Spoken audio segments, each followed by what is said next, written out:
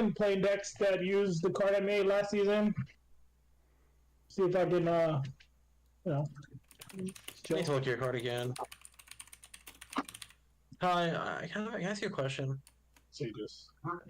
Yeah, sure. Why does it wait until the end of combat? Believe me, I thought that till the very end. I just wanted it to get an ally or a drill right away, but Joey pretty much said no. God damn it, Joey! Fuck! It was. He did it! No.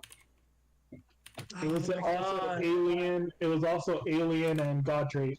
It wasn't just Godtrait. Wait, Ty, can you send me exactly what you submitted? I don't want to run into the same shit you did. If you don't mind. All right. Sorry if I sound demanding, but so gentlemen, just really if anybody would mind. bothered by that.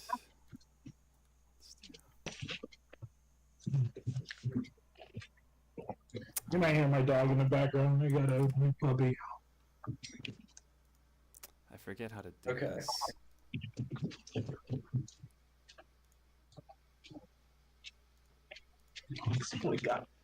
Kevin, you going to the guy, soft guy? Any of those? No, I was on the fence for. I probably wasn't gonna do New Orleans, but I was probably gonna try to do Colorado. But after East Guy, that's probably out the window now. All right, I love going to Colorado. My girlfriend and I have been to Colorado a bunch of times, but just couldn't talk her into taking one more trip out there. We were out in Colorado in August for like 9 days, so yeah, we've already done a Colorado trip for a little bit. Alrighty. If you guys are all set here, I have everything streamed and ready to go. Just post note to Retro here. And then we are right there. All right, everybody set here? All right. Yeah. All right, guys. Well, for anybody viewing, welcome. We are having a meta talk today. I haven't done a video in forever, but of course I'm Frank DeLuca here, and then I have, in order from left to right, we have Ty Tracy, Kevin Dennis, Erik Johnson, and Wayne Beatus. Of course, all these guys have top cut multiple events over the years of Fantasy, some of them in the Panini era as well.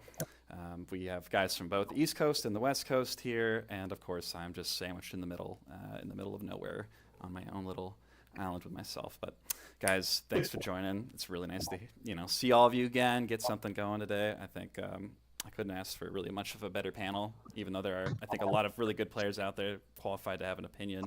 I'm really excited to hear what you guys have to say today. So thanks for coming on. Yeah, no problem, man. Thanks for inviting us, man. Yeah. So I will say this so far, especially lately, as we've kind of delved more into this competitive season here, and I think especially with I think a lot of the more active posters being from the East Coast, we've seen a lot of uptick and a lot of discussion based on kind of the results of the OP season and kind of people's, I think, thoughts on the meta that we're in terms of what decks are viable, how the balance is, and everything. And I think we get this every kind of OP season here, but it's been very interesting to see kind of the evolution of things for me personally, having kind of been a bit more passive this season than most. So I'm kind of curious, guys. So Joey himself said in a post, he said if there's 5 decks in the meta that are tier 1, then we are in a healthy meta. If we look at the top cut results for 2024 here, we have the West Kai winner was, of course, Protective Hero Boo by Henry Johnson. Grand Kai was Ruthless Hero Vegeta, Paul Murillo. Supreme Kai was Empowered Piccolo, Wayne. The North Carolina Dragon Prix, Energetic Vegito, Nate Brown. New Jersey Dragon Prix, Blue Unity Supreme Kai, Anthony Tardino. East Kai, Kevin Dennis, Orange Adaptive Goku. So, and then, so that's all just the stuff that's won. And then if you look at the top cut data, there are, I think, 13 or 14 unique MPs that have all made it into top cut and in the in a top 4 to 8 setting. So with all of that data there, with Joey's comments out in the ether there floating around, are we in a healthy meta? I mean, I believe so. I think the meta is pretty healthy. There's a lot of boogeyman apparently. Like, people have really strong bias towards certain characters, but I feel like everything's viable. I think that a lot of characters right now just do something that's currently expected, like in terms of speed of the game, and like you know, just general like output. So I think the meta is pretty balanced. I don't think there's anything too egregious in that regard. But I think Joey's right. I think that's a good statement to make. Kevin, what do you think? So, trying to figure out how to put this. So, like, you listed up based on how you kind of led into that topic, right? You listed what, maybe 6, 7, 8 different unique MP character styles or MP mastery combinations that won different events. By that it would look like, yeah, we have a healthy meta. There's a lot of different decks that are kind of winning these events, taking these events, different strategies, things like that. Um, Though I think with our smaller tournaments or smaller like player base, I wonder how many of those decks have existed in the same tournament, like in the same singular event, and kind of either competed against and not competed the other. Kind of how much interplay, how much overlap have those decks been in terms of in the same event. Um, like for example, like Adaptive Goku, I think is a really really silly strong deck. It's of course like I think one of the boogeymen, but I wonder like uh, how many times have we seen Adaptive Goku in a format? And like how often is that deck winning? Or for example, Energeta, like that deck is still really good, but is it seeing the representation to the point and also clashing with these other bigger decks? Kind of who is really coming out on top? I don't think we've really ever seen we haven't really seen all those decks play in the same exact event, and I just think the sample size is a little too small, and that it's that contributes to not seeing it. Well, I think if we saw it in one format or one if we saw all the decks in one event, I think we can speak to something differently. But I think it's hard to say. Well, they did play Adaptive Goku in Utah, and a couple other tournaments had Adaptive Goku in there as well. So it's been there. You're the one who won with it, but it's been in other tournaments. There's been other people playing it. Well, I'm also like I just use that Adaptive Goku as an example. Right. Like I know for example, a Empowered Piccolo is very very good. I think it actually has not a bad matchup against Adaptive Goku because his beam cannon can just get in there and snipe the really good drills. But like I said, I'm not sure we can say whether or not we have a healthy meta or not until we see them all, in the same tournament and see how they fare. Sure. I think if you can go to an event and you're rocking pretty much what you want to play and you do okay, then and you're not like. There's the thing with Dende that everyone says it's frustrating to play against, and it's dominating the metagame, but I feel like that's just defensive Namekian in general. That's just how that deck runs. It's like you could play Piccolo the same way, you could play anything kind of the same way. It's just that Dende removes the dead cards, and you have to play a certain way to get around that stuff. But I don't think that there's something out there that's just like, yeah, this just beats everything, and there's no way you can play against it with majority of the characters. Like, what metagame was it that had like that type of effect? Like, okay, if you go back to Awakening meta in Pansy, there was nothing that could play against Goku. That was the only deck you could play. Like, I literally played the entire cast of characters in testing against that deck, and it was just like you couldn't play anything else. I don't feel like that exists today. I feel like the community's small enough, and I feel like there's enough diversity that you can just play whatever, pretty much. Anything can go under the radar. So Erik and Wayne. Oh, sorry, just real quick here. So Erik and Wayne, I haven't heard quite from you guys yet, but both of you I know have traveled to multiple events this season. You've top cut multiple events. Both of you with different decks, multiple decks that you've been able to top cut at some of these events. Like Wayne, you've ran Slug, you ran, I think, the Empowered Piccolo. I don't remember if you ran a TN offhand. Erik, you've run Vegeta, you've run the last event, I believe you've done Piccolo. Forgive me if I'm getting the decks wrong here. So you guys have been at multiple events across the states, multiple decks you've rotated on. I'm curious to hear your opinions on that all. about the showing and kind of the makeup of the top cuts here. Yeah, I think I think in the most recent set, there were some cool cards that got released, based upon the Battle of Wits, and I think that's leveled the playing field a lot. There's a lot more, I think, teching ability. If you have something that you want to play, and if you have some new tools to be able to. Yeah, I would generally agree. The meta is relatively balanced. With Dende, just like Ty said, with Dende, honestly, one of the frustrations seems to be, it's a knowledge Namekian deck. Knowledge Namekian has always been really fun.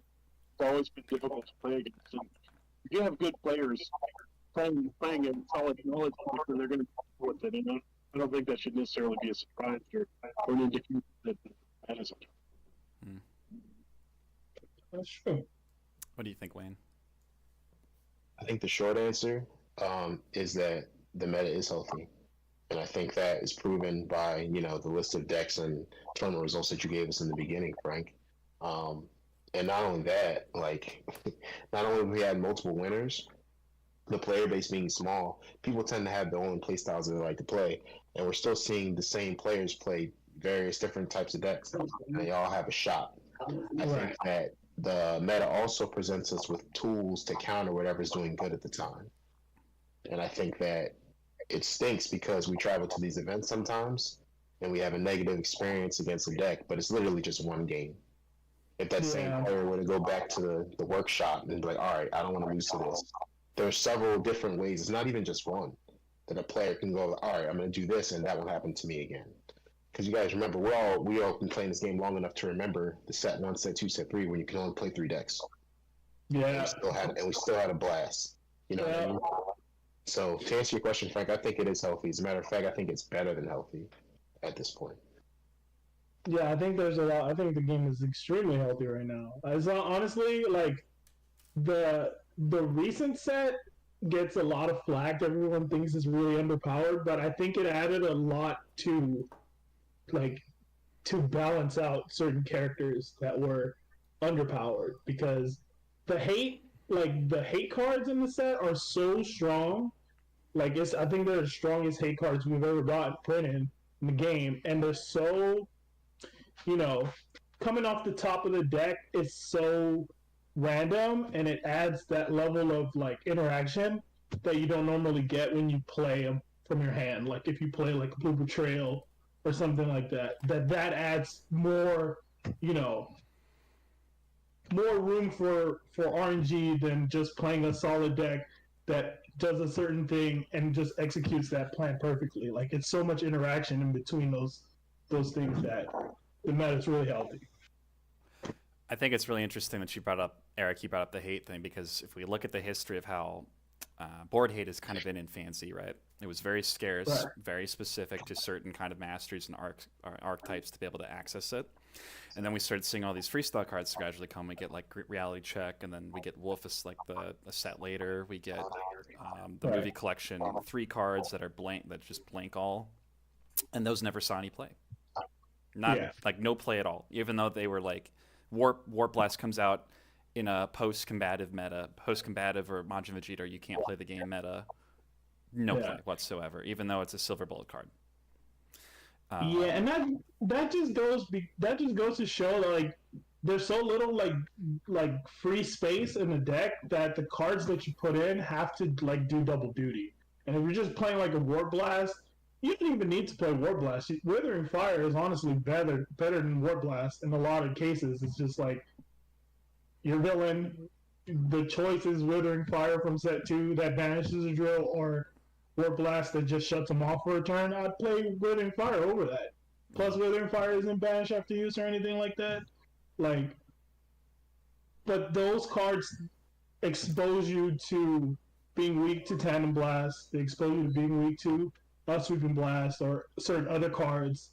And, you couldn't really slot them in. But the newer cards, Battle Wits, Exposed, Feast Upon, they're just the perfect thing for the game because they come off the top, or you randomly draw them and you play it and it goes back in the deck, or in Vegeta's case, he can shuffle most of them back because they mostly involve anger in some way, and his levels shuffle anger cards back in the deck. So there's a lot Yeah. that they add rather than take away from like a slot, pretty much. You know, and I think that's why all the other ones weren't so good. Yeah. I think you just hit the nail on the head because those cards that give you the same effect like at the top are going to happen every game if they're trying to win that survival. There's no getting around it. Either they're going to draw it and play it on you, or they're going to flip it off the top and still get value. That's an effect that's new to us. We haven't had that before. Yeah. Outside of like Tug. Yeah. Which Tug. I mean, Tug has been one of my favorite cards forever because of the fact that you don't have to draw it for it to do something. And so, yeah, these cards that we got in this last set, they're always going to pop at least as many times as there are copies in your deck. There's especially with like banish effects that get around them not existing really in the meta, especially like post enhanced nerf, and then nobody seems to be playing black, which we'll save. Well, I'm going to put that over to the side for a bit because we'll get to that one. But to go back to actually to the Top Cut report here, 5 different styles have won. Everybody but Saiyan has won an event this year. Yeah. And that's not to say that Saiyan hasn't top cut. Saiyan's been top cutting with some rampaging decks. Yeah. But that's it. Either way, though, they're still top cutting at least. So in the top representation, they're still there. So every style is represented right now. Yeah. That's wild. Every style but Saiyan has won an event. That's interesting. Yep. Every one of these events has actually been a different style. Well, actually, that's not true. There's been 2 orange wins, but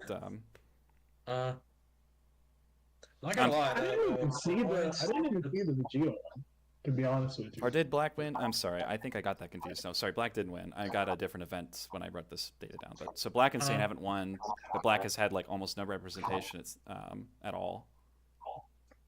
So Black did win TOP though, for what that's worth. And yeah. So it begs the question to kind of move into the next topic of conversation here. Between the last set and now, how come we aren't seeing a lot of the last set's meta decks appearing? I think we have. If you look at Supreme Con, so like I guess when you say last set meta, like those decks, which decks exactly are you referring to? Like I assume, Krillin, Rainbow Krillin. I'm not, but also I'm not really sure. What decks do you consider the top guys from the last meta? I'll open this one up to everyone else first before I say anything else. See if y'all kind of hit my what I've been thinking. Well, I think that. Oh, go ahead. But, well, I was gonna say that I think you don't see a lot of those decks, and then like the decks are like Vegeta was really big in representation last season. I think he had the most turnouts in like across all the events. I think he had the most top cuts of all the characters in all the events, and correct. There was also the nerfs to Aura, which reduced Goku's capacity to play against Vegeta and other characters, and then also the nerfs to Aura made Piccolo a lot better, and a lot of the other characters that were launch star cards like Ginyu, and I think that you don't see those decks as much because the prevalence of the hate cards, because there's so many like. If you're playing, like, for example, Rainbow Krillin, one of the best Rainbow Krillin decks was Adaptive Krillin, which, you got all the powerful orange attacks. You get drills really fast because you got Devouring Drills, and he can bring out drills with the Revelation level 1 and or setups. And then that deck fell off because if you get hit, if you throw a Destructo Disc for like 7 and you throw it into an exposed or maybe 2 exposed, you lose a lot of momentum just losing your drills. Or you hit a Tug plus like a, Feast Upon advantages your Palm Charge or something. Oh, looks like we're losing Ty right now. No. That sucks. Let's be real, Ty. Oh. Yeah. Sorry, Ty. You cut off a little bit at the end there, but I think the point being is with those the hate cards not being able to be drawn, they've hurt for example, like adaptive Krillin in multiple facets because you're able to deal with board without actually drawing the board hate, whether it's the attached cards or the throws. And in Krillin's case, it's both, right? A lot of these orange adaptive decks. Kind of losing you a little bit. Yeah. I don't know if anyone else is having an issue. Oh, am I No, I too? see. No, we're cutting out. Oh, okay, gotcha. So, I mean, that's a fair point. That's actually that's a great point about maybe why that deck doesn't appear as much, is because Yeah. everyone's running these freestyle cards. But at the same time, we just left a meta where everybody was complaining nonstop about how broken non-styled hate cards were, specifically Sweeping Blast. Yep. What blows my mind is like nobody was running Ruthless Vegeta or Relentless Vegeta with the Hero Stack Vegeta with Tandem Blast. Because he's an MP that just has that card written all over him, being that he can recycle it, tutor it, he gets a benefit from de-leveling. Yeah. But nobody was running that. And that was a great tech call. And those two cards are still great tech calls because all those cards that we're talking about that people are playing are non-styled cards. Yeah. And they crumble and they fold to non-style hate. It just blows my mind that people, I guess, aren't playing it more. I think people were. I think it's kind of obvious. I think people are scared off from it because it's an energy attack. But yeah, it's got a real powerful effect. But like, it immediately becomes like the weakest attack in your entire deck, and it's also an attack that doesn't apply stage pressure. I think that plays into it. I can understand why. I'm just saying I can understand why. You're referring to people wouldn't Tandem run it. Blast specifically, right? Yeah, in Ruthless Cheetah. But you're right.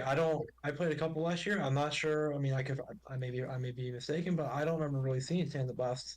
So I think what you're saying is accurate.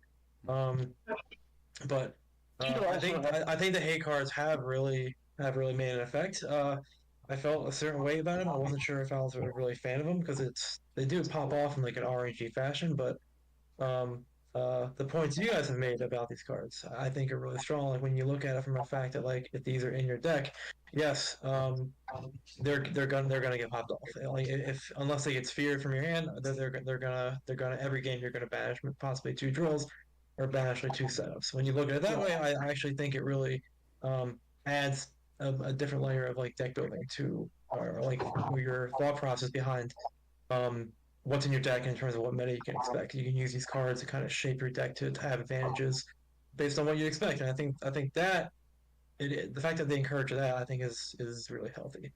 So I think you guys have turned me on those cards. However, I'm not. I think this OP season started. I think right after we got the new name cards.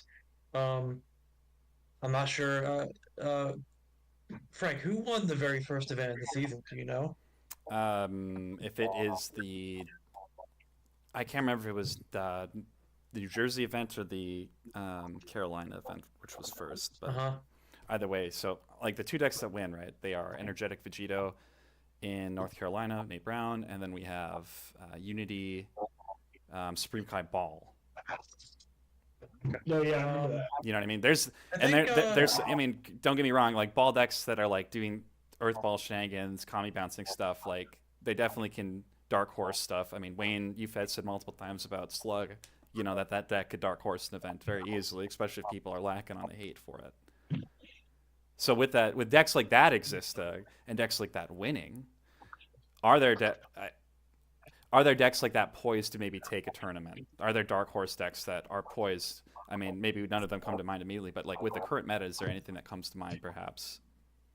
I think that those type of decks are always poised to make some noise depending on what everyone brings to the tournament.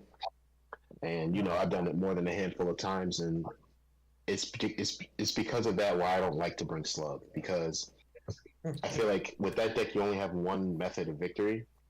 And especially with like Dende running around now, your Earth Dragon Ball strategy can be disrupted. And once that's disrupted, you have no other way to win. So that's why I no longer am the biggest fan of that strategy. But to answer the question that you originally started with, Frank, is that I think that last season people figured it out. Obviously, we like playing new things when they come out, right? And I think that we realized as a player base last season that, hey, there's a lot of decks that can just block and gain value from it. The lesson started with Worlds with Kevin. Like, he literally just blocked his way to victory. And I think that normally that hasn't been able to be a thing because, like, you could block, but players have more attacks than you have blocks. But what happens when you block with a value is that you block and then you change a level. And these new MPs have extra defensive mechanics that they get as they ascend through their levels. Right. So it allows them to stuff the opponent's offensive attack, as well as come closer to victory with MPVV. And as we started to figure that out, then people started to change it. Some people started to change their deck choice and play like more effective strategies like focus attacks and stuff like that. And other people were just like, "Nah, this is bullshit. I don't like it." Right. So I think that after the season, or maybe in the latter half of the season, people will start to realize that, hey, the decks that are just blocking, let's try to find an effective way to win. And then everyone will, we'll have a totally different perspective on the meta, and we'll have gotten no new cards from it. It's going to be phenomenal. You'll see. You know, I think that's a good point, Wayne, because if you look at TOP was, I think the finals was Mashida's Krillin versus Vegeta, and that Vegeta deck was literally all draw cards. Yeah, I felt so bad for Nate in that one. He just So it was pretty much like the highest attack density you could have in the deck, with Krillin being able to play attacks as blocks, and then Vegeta's just drawing his entire deck of attacks. Yeah. So then it just changed to people playing like Supreme Cut Ball because no one really wanted to play against the decks that are just gonna block you out, Yeah. Yeah. And I think just real quick to add, Frank, I think that your original question was like, why aren't we really seeing the decks from last meta? And Wayne, you made a really good point, and tied to it, it alludes to, okay, what was the last tournament? Well, what won the last tournament? Okay, how do you beat that? And I think after you have a couple iterations of like that thought process, you start to see like a meta evolve. For example, like okay, so going into the season, Krillin 1-2 pace, like I think people start playing Krillin. Okay, that's gonna pull you away from wanting to run aggressive strategies and more towards control strategies, or like opposed to Dragon Ball strategies that you don't really attack into Krillin. So his level 1 just doesn't really do much. Yeah. So just that practice over time of us looking back and seeing what won the last event. Okay, that's the hot hands. How do we counter that? So right at that in between season as well, Dende got a brand new card in Distress, which is crazy. So I think at least what the deck I was concerned about going into the season was Knowledge Dende, because that's Dende's creation says you can't end combat. Okay, Distress says get out of combat. So it's a wonderful marriage. So I think Krillin kind of setting the stage, Dende getting a bump up. I think Dende just kind of walked into that atmosphere and just started doing really well, and the meta moves into more of a controlling one, and you have to then move to counter that. So I think it's just a natural evolution where we're at. Interesting. It's the same formula, bro. It's the same formula, just a defensive deck that blocks with value. Dende is the same as Krillin, bro. And I think that the easy answer, just play 3-up Wallbreaker, bro. He plays 2 Feast Upons a lot of the times. And if you can stuff his angers, you'll have a really hard time winning the game. It's that simple. Yeah. You lived that entire scenario. So yeah. Yeah, I think one of the most. A lot of people were under the impression that Wallbreaker was dead when Feast Upon got printed. And I really disagree with that. It's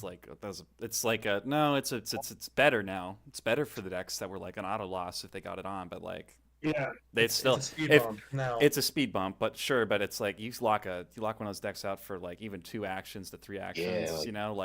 When they're capable of gaining, the best anger decks are always capable of gaining like 2 anger in action, right? And cheesing it. It's like there are a lot of cards that can lock those decks out. As far as like drawing them and the variants and everything, I mean, you have Vegeta who can tutor that card to his hand. Yeah, Dash Punch and Vegeta, like another. Dashing Punch is a little less viable, I think, because it's got a hit. So the cards that got a hit, in my opinion, just like a hard counter to anger decks. I think that if like a lot of decks, like okay, let's say we'll bring an adaptive Goku, right? Last season you were able to slot in a Wallbreaker or 2, and that'll be good enough because you can just block. You're playing orange. You get out, set up a lot of defense, and then just land the Wallbreaker, and it'll stick for a minute, right? I think now it's really hard to do that with a lot of characters, because those characters that didn't really have solid anger 8 can't really slot in the wall breaker because the anger decks are running the Feast Upon, and then you'll just be like, "Oh, I'm gonna play an AK with Adaptive Goku after I landed a wall breaker on you, and then I'll hit a Feast Upon, and then your whole hand just opens up after that. Yeah. The map just changes completely." I think that's a great point. Go ahead, Frank. Oh no, Yeah. go ahead, Wayne. I just think that like the wall breaker, where in Meta's past, where you used to just win you the game because it couldn't do anything, now it's not going to do that. It just needs to stay on long enough for you to win the race. Like the race is going to be close no matter how you slice it, because everyone's deck is so good. But if you're that orange deck and every energy you throw is doing like 8 or 9 life cards, you hit about 5 of them, they're dead. You know? Yeah, but Expose changes that, Matt. Or no, Feast Upon definitely changes that, right? Because you used to be able to race, and they had to find the mule kick, or they had to find the way out of wall breaker, and that gave you the extra turns to do more damage. That gave you the extra combat steps to do more damage. Now it's like you don't know what's gonna happen. You can throw an AK, and then the first card, that gets hit is Feast Upon, or they can hold the Feast Upon, and then just gets rid of it, and then you're dealing with their whole hand being opened up again, rather than, oh, I wall breakered you, all your anger cards are shut off, and you're going to take the damage I do this turn, plus probably another turn before you get out of it, right? Now it's just like, oh, we don't know what's going to happen, Yeah. Feel your pain, Ty. You could just throw the wall breaker last. Yeah. Like, I play a lot against Erik, and he plays Rampaging Vegeta, and there are so many turns where he'll enter the first turn, like he'll win the roll, and then I'm just like, okay, he's probably gonna be level 3 at the end of this turn. And then I'd find a wall breaker, like I draw a wall breaker turn 1, and then he just like randomly mills Feast Upon, or it just pops up, and I'm just like, well, this strategy, this doesn't really work anymore, I probably have to take this wall breaker out and put another physical block or something that just lowers anger, right? No. I think it kind of ebbs and flows, like in terms of how many people run wall breaker, how many Feast Upons people feel like you need to run. Because certain decks now with Feast Upon, like Piccolo, right? So you have Lethal Chop and then Feast Upon. You got plenty of answers for wall breaker, but decks like Dende, they really don't. I think your Dende list only runs 2 Feast Upon. I think that's still very vulnerable to wall breaker. Yeah, some people run 3. Me, it's like I'm banking on the fact that people think wall breaker is bad, that I ran 2. You know what I mean, in my list, like, and like did I don't even remember if anyone played it in the matchups that I played. I can't remember. I never got one slapped on me, but I'm happy I didn't, because there's like so many times where it's like, your only hate to it is that, and It really is. You know what I mean? Like realistic. Like, yeah, you can run multiple board hate cards, and they're all freestyle cards, so you get, and they're all events. So like, there's so many avenues of interaction with these cards that are the silver bullets, other than the Feast Upon getting knocked out of deck in this post. Like that is like you can't bank on that one, but there's a lot of interaction, at least when the card's played out of hand at the moment, for most decks at least. So. I feel like that's the biggest, pushback I get when I advocate for wall breaker. It's just like, yo, you're just gonna attach the wall breaker and then I'll flip the Feast Upon. Well, if you've got 2 chunky attacks in your deck, throw them first. Throw the wall breaker last. If you throw the wall breaker last, now like they're stuck. They have to enter with answer, which means you can play around it, or you can anticipate it. I mean. It's really tough to say, because like sometimes holding that wall breaker is gonna force you into like not making the most efficient sequencing, or not go about the most efficient way. But like you kind of have to have the long game in mind, to kind of dictate whether or not you throw that. Like, how disciplined can you be to hold that? You just gotta win the race, bro. Yeah. That's why cards like Obligation and Stare Down are like strong, like the strongest effects in the game. Yeah, Erik, having to go back to the comment I made about having gone to multiple events, right? I think you've been to how many events have you go to this year? 3 or 4 of the big OP events? Erik, I've been to 3. Okay. So the last one you went down to, or sorry, you went out to East Kai there. I don't know how much discussion you necessarily had with with the guys at Utah, but I know you being like a local for West Kai there, and of course your brother winning and everything. With you having been at that event, comparatively, do you feel like there's a very different perception of the game from the West Coast towards the East Coast? Yeah, I think it's you see more physical attacks on the West Coast. You see more physical based beats on the West Coast, and more of a concentration of energy beat on the East Coast. I think like after getting back from East, I'm like, all right, I need to up the the energy block count a little bit. But yeah, I mean that's probably the most glaring thing. But I mean, I think there's a lot of diversity in terms of decks played, on both coasts. So. And I was going to say, so you having played Vegeta is one of those MPs that I keep coming back to as like as kind of an example of somebody who has like he's been represented this season, but not to the same degree. Is that because people are gravitating towards the new stuff, or is that because he's fallen behind the curve? I don't think so. I mean, I think Clash introduced a lot of new stuff. I mean, the Premier Superset was pretty game changing compared to prior seasons, right? Because you introduced Ginyu, Goku, Vegeta, Piccolo, and Gohan, all characters that basically became viable, like, in my opinion, like tier 1, tier 1.5, depending on what you're running them in. And I mean, for some people, people didn't like it because it's like, all right, you introduced all these super powerful MPs. Some people liked it because it's like, oh, this is great. This makes it easy to kind of think about what types of decks to build and things like that. And I think Universal Clash just kind of continued that. I think you have Hit, who I think Hit is a pretty powerful MP. I'm not sure if tier 1, but arguably I think tier 1.5. And then you had Dende. They got some more support, and Premier Villain Vegeta. They got support, and both of those are now viable. So I think the Super MPs are still viable, and some of the new stuff that Universal Clash kind of brought to the forefront is also. I just think there's a big pool. Yeah, and the slept-on character being So Junior, because his name card's really busted too, but nobody's really explored him.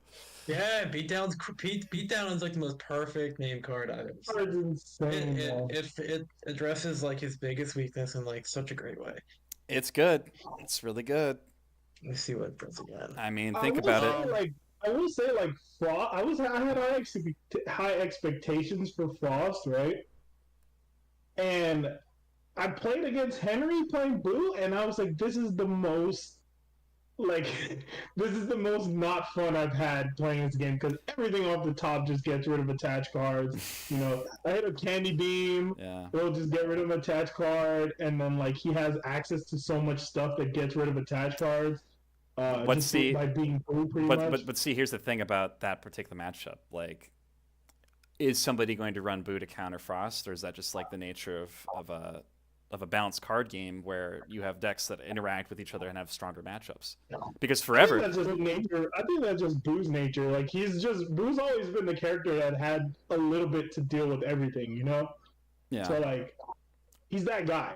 He's the guy who's orange is really strong in the meta. Boo can banish all the drills that you have, or there's some meditative setup control deck. Boost can eat through setups like nothing, like he's always had that. Like that was always his benefit. But like playing Frost, I really realized like, dude, this is my strategy, and I'm just hosed by playing attacks. If I attack, I'm gonna lose in this an attach card, like or I'm gonna run into a Blue Betrayal plus like.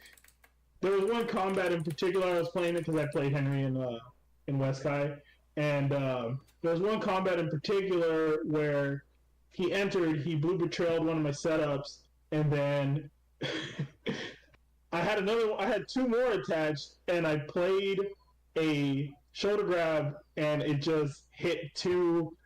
It hit two Candy Beams, and I was just like, well, I guess I just lose. You lost all your bards, right? Yeah. I literally lost my strategy, Eric, you alluded to Hit. I think Hit and like also Frost are like really good MPs. I think their time is coming though. Like we just got done talking about kind of where the meta is. I think for example, we're looking at Adapt Goku just won. Okay, now we have to think about what beats Adapt Goku. Knowledge Dende seems like it's been kind of held under control because the meta evolves. Energize Strike is a card anybody can play. Energize Strike is like a time as worst tool against Dende. So once people start playing cards to beat Dende, it shifts to that. I think if we're gonna have to think about Adapt Goku, I think that signals kind of a bit more of a shift towards the aggro side. I think that's where a guy like Hit can really slide in and affect the meta because I think against control decks he's not really going to be that effective. But Mischievous Hit was a deck I lost to at East Guy. Made one, he's really good. He got to level 2 energy webs coming in unstoppable. I came from energy attacks, all the drawing and all the milling, all the anger he gets. I think once it shifts a little towards the aggressive side, I think Hit can really come in and do a good job. Frost might be able to come back because Dende so what everybody to me is describing is that there is, it seems at least in everybody's opinions who's spoken on this so far, is there is an evolving meta, as in people are playing stuff in response to other things. I believe so. Actively. Yeah, I definitely believe that. I think so too. I think that the reason Eric and Kevin did so well at Isekai was because they made proper meta call. Knowledge Dende was at Utah. You played it, Frank. It is a couple other tournaments. The one that Wayne won, he also played against it. And I think that, like, Kevin went into East Kai knowing that Dende was going to be a present. Eric went into East Kai. He played multiple decks. Tag Vegeta had the highest win rate of his decks, and he was like, it's really good against Dende. I have a lot of ways to interact. Final Flash is like pretty much time as a warrior's tool against Dende. So it was like they kind of had the right deck for the tournament, pretty much, because Mark was there playing Dende, and then you also had Brandon playing Dende, and a couple other people were playing Dende, and they were doing well. Like they were mostly 5-1 or like undefeated or something going into Top Cut, But Top Cut is, Swiss. You can be a Swiss monster, but then lose the Top Cut. Right. I feel like Swiss is just you're playing Swiss to qualify for the actual tournament, which is Top Cut, and everyone in Top Cut is going to make adjustments in their play, or they're going to have the proper answers to whatever is going on in the metagame. Like, no one's just going to make a call and just be like, I just bought this deck. There are some people that are like, I just bought this deck because this is the deck I have, Yeah. But I don't think that anyone's going to be like, nah, I didn't anticipate anything going on. I don't follow the game at all. I just grabbed the deck and started playing, and, it just happened to work pretty much. Mm-hmm. Yeah, I think I remember being down at Supreme Kai and like Knowledge Dende was something I was worried about. I had a hunch a couple people were going to run it, and I'm like, so yeah, if you don't see it in Swiss, it's one thing, but if you're going to make it a Top Cut, I think you're going to see Knowledge Dende. If you might dodge it, but if you see it, I feel like that kind of deck you have to be tech for, or else you can get blown out. So I think if you're going to a tournament, you have to have a plan against it, and I think Eric went in there because as long as you have tandem attached, Dende is not getting rid of Vegeta. And if you play Tag Vegeta, if you can't deal with the ally, you're most likely going to lose. In my case, I knew Dende was going to be there. Even if he wasn't, I was not going to have a matchup and be like, and not have a plan for it. Why? Like, if you go to a tournament and you lose Dende and you didn't have a plan for it, well, that's kind of your fault because I think he was a top deck in the game right there. So I think that's a sign of a really good player. Like, I watched Wayne's match against Dende on stream, and I was really impressed. I was like, this is how you have, like, I love playing like that. You have a plan, you execute it. It could have went bad if Dende drew one of his 20 blocks, right? Because he's like 23 blocks in that deck or something like crazy like that. Like the energy blocks, the opening gambit versus energy blocks and the beam cannon just, doing work into the wall breaker. I think that's the way you're supposed to play the game. And I think that the reason why Dende loses in Top Cut a lot of the time is because there are players who can make those adjustments, and that Dende gives you enough time to do them. You know, he's not gonna win turn one. His aim is to get the Dragon Balls out of the deck to increase his consistency, and then slowly grind it out depending on what's going on, right? Yeah. And like it just goes. It's just if you could make those adjustments, you know. I remember, like, okay, Paul went to Utah with Ruthless Vegeta, right? And he had one tug of war in his deck. And I remember like playing him, and I'm like, this tug of war is so good against Tag Vegeta because it's just Keep shuffling in, man. Yeah, they're not expecting you to run Energy Blast or something crazy like that because Energy Blast is kind of falling off. So just imagine like you're playing Tag Vegeta, you're safe and not playing your tandem, and you're just like, my ally's just gonna stick around, and then you throw an AK or something, and then the ally's gone. Yeah. You know. I And think then Vegeta can reuse it. I think you make a great point though. I think between both the deck building process, but then also the ability to pivot and understand how other opponents play decks work, on top of how your deck works. And again, like the Black as a style gives you the tools to do that, right? We haven't seen Black like barely represented. The Black that has been represented has been primarily Ten Shinhan decks. Everybody was boogiemanning meditative. Why is no one playing meditative right now? Black does a great job, especially meditative does a great job at shutting down decks game plans. We have Black Trick Shot that just neuters a ton of the meta. Black Scout Maneuver, Searching Technique, ripping out the best board cards that are usually pretty pivotal to success. People don't want to be that guy. That's it. People don't want to be that guy who plays meditative. Is that like it? They don't want to be that guy. Yeah, it's miserable to play against, man. It's miserable. I think if Kelly decides to be that guy, because he's usually that guy, if he decides to play the meditative deck that just grinds it out, he'd probably get it though. But you guys understand the point that I'm kind of raising up, though. It's like there are a fair amount of cards that either people are not playing, decks that people aren't playing, that have innate answers, or at least can be adapted. If it was a thing, though, if it was a thing, Battle Wits would be a pretty solid out to that deck in general. Yeah, I think another reason, like a more serious reason, like or just another additional reason, is that okay, so I don't know if I played an event during the summer, and then I played one event this season with Meditative. I ran Meditative Frost several months ago. I ran Meditative Raditz, I think, one of the last Big Z events we had. And I think, I thought about it, like, Meditative Raditz was on the docket for me as a Dreamkai. I ultimately chose against it because if Krillin, it's not a guarantee I lose, but it's a hard matchup.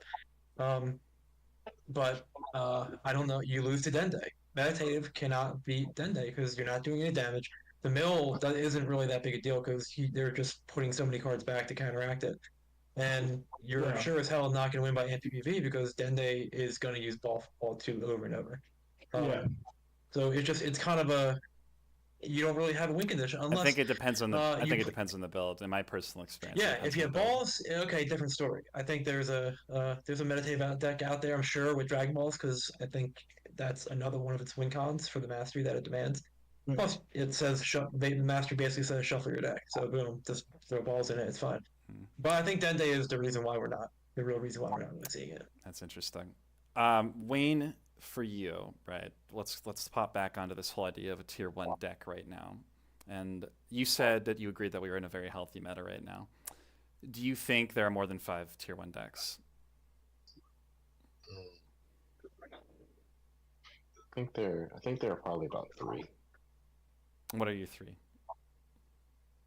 Probably, it's for sure Empowered Piccolo. I think that might be the best deck. As far as, like, if my life was on the line and I was going to a tournament, I would take Piccolo. Secondly, it's probably, I guess, you want to say Dende, but, like, the problem with Dende is that, like, people are going to say enough is enough. And the day that they say enough is enough, they're going to make it really hard for Dende. That's a great way to. Yeah, you're absolutely right, man. Energize Strike, everybody run it. Well, yeah, I'm dead. Energize Strike is amazing. Empowered Piccolo. Final Flash is amazing. Yep. hmm There are weapons. It's just people weren't playing them because they didn't think they had to. But like now, Dende's making enough noise, drawing a lot of attention to himself. Yeah. Right. Red The restriction. third, Great the call. third one, there's probably about a handful of decks you put in that third slot, but I won't speak on it because I don't have much information on it. But what I do know is that Piccolo is very well positioned because he has access to turn one beam cannon, as well as a card that's doing 6 unpreventable. They just throw something away. You know? Piccolo's Yeah. opening gambit is really strong. Like, I like to call it the opening gambit when you go first and you could like just do something that will set you in the position to win.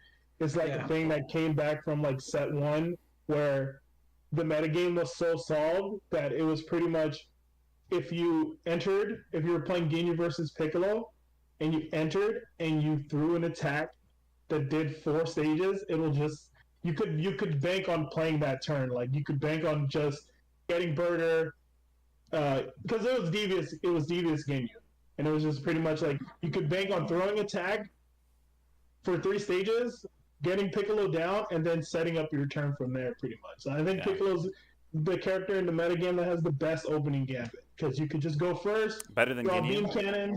Yeah, Interesting. Ginyu's pretty strong too. Yeah. But I feel like allies like strategies are kind of like they're kind of a little bit harder to pull out in this metagame. You know, I think every meta. Vegeta just slaps ally decks so bad, dude. But we had the first event of the season was won by an ally deck. Yeah, but Boo doesn't really care about his allies. That's Oh, the thing. two events then, man. Supreme Kai and Boo, man. Two ally decks have done pretty good. Take Vegeta consistently Um, topping, granted not a traditional ally deck. Yeah. Eric, I'm That curious. is also true. It's an ally, not Yeah. ally. Real quick, guys. Eric, I'm also curious here. So for you, having been again, to go back to Mr. Worldwide, traveling around, what are your top 3? Or do you think they're more than 5? Do you think there are more than 5, kind of tier 1 decks floating around? Or if not, do you have like a top 3 or anything? Yeah, I mean, I don't know. It's hard to narrow it down. I mean, I think there's an argument that there could be more than 3. I mean, like I said, I think there's probably a tier 1 deck for a lot of those. The premier superset MPs. I think there's probably tier 1 for get votes. And I think there's an argument for Dende and probably Tag Vegeta too. Just kind of depends on what people are running. I think there's just a lot of flexibility in the meta. There's a lot of stuff that can kind of spot. So I'm gonna try to get through my thought real quick. I think going back to the last topic, I think that we don't see Mischievous because I think that Mischievous is weak to Anger. And Anger is really good right now. I mean, they have Trick Shot, yes, but outside of that, they don't really have too many other weapons to deal with Anger decks. This coming from someone who just played a Mischievous deck at East Kai. I played 3 Wallbreaker, but that was only because I saw the power of Wallbreaker at Grand Kai or whatever it was in Texas. And I was playing Frieza, and I went 3-2. I lost the first 2 rounds, one of which being Erik. And that brings me to the last point: is that at the tournament that I ended up winning against that Dende deck in the finals, that win doesn't happen if I didn't already lose to him in Swiss. Right. He beat my ass. In Swiss. Yeah, because you made the adjustment, and that's like the mark of anyone in Top Cut. You just make the adjustments you need to. You're not. You look at your deck and you go, "Well, I'm not completely just dead off the bat. I can. There's things I can do. I just have to execute that game plan, and that's pretty good. I do think Mischievous has a good matchup against Dende, but I think that it can't handle the Anger game. That is totally true. Like. I think it depends on what the strategy is. Sorry, go ahead.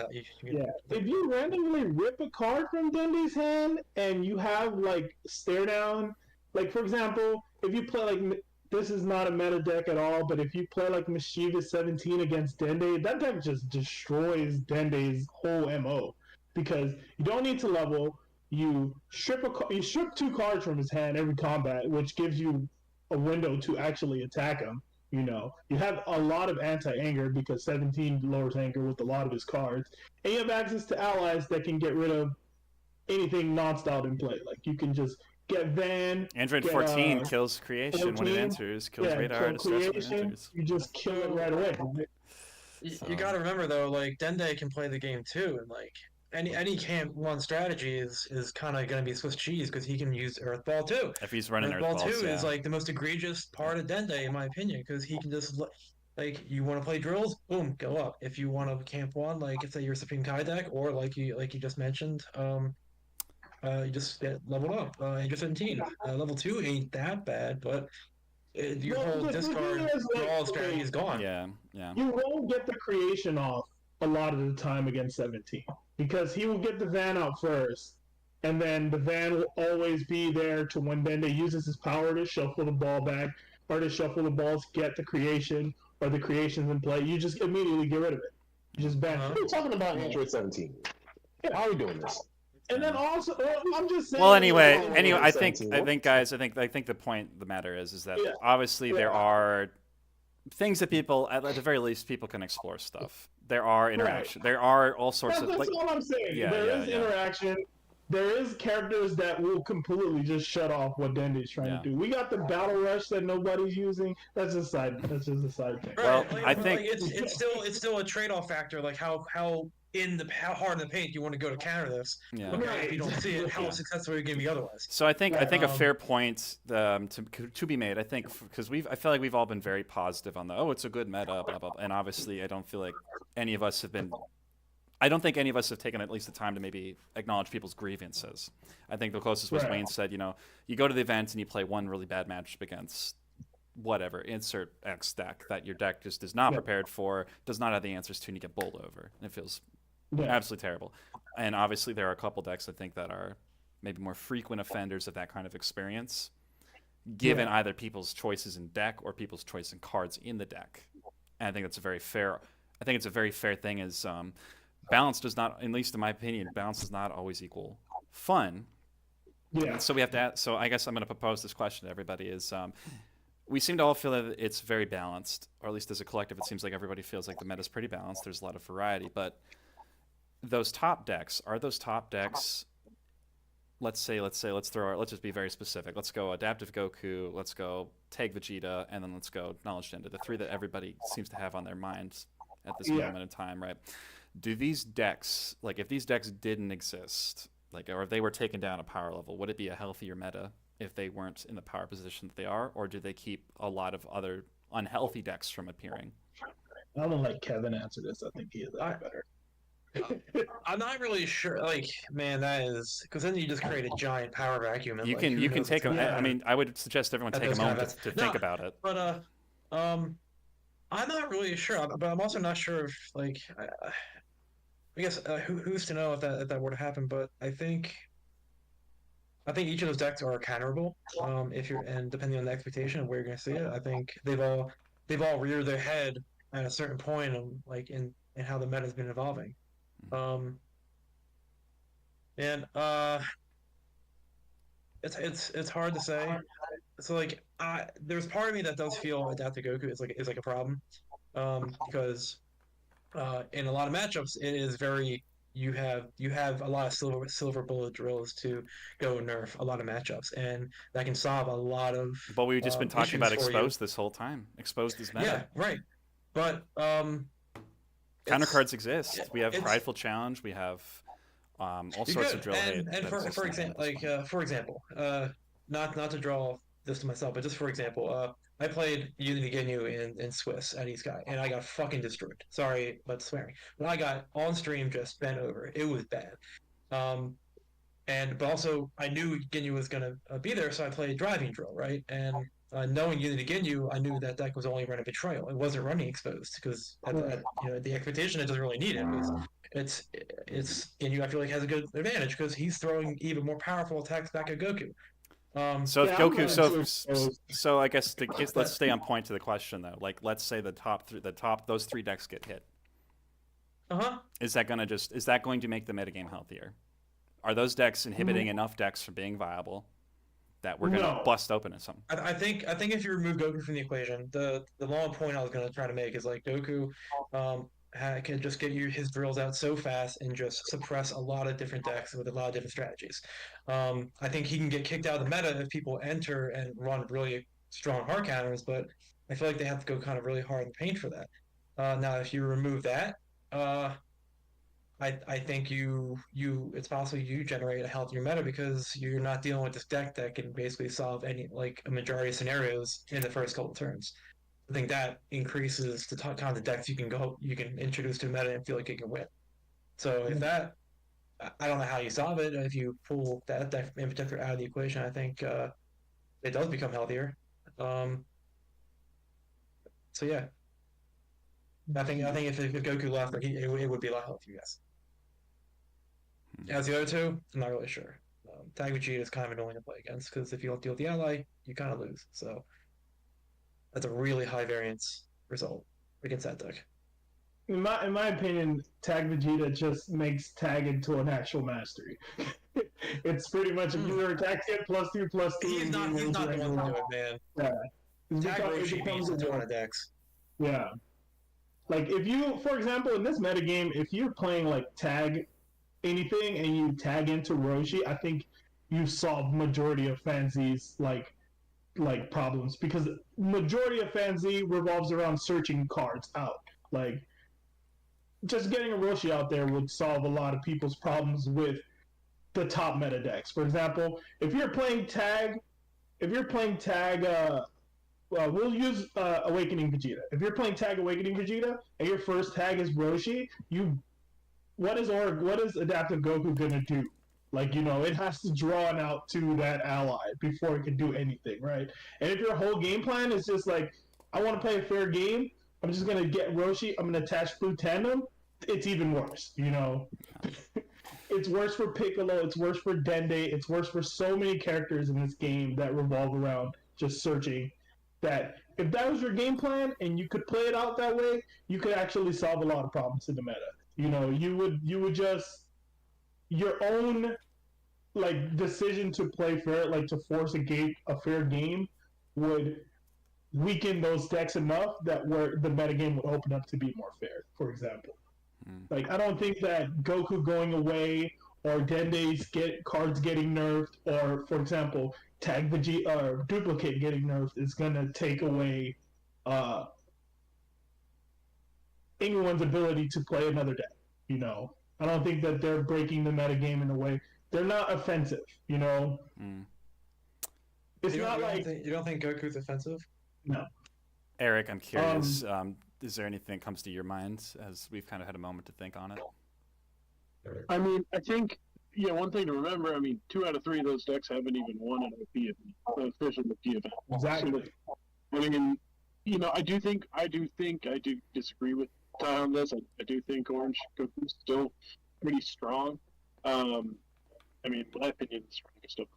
But yeah, I mean, 2 out of 3 of those decks haven't even won an official OP event. So I'm not sure it would really affect much.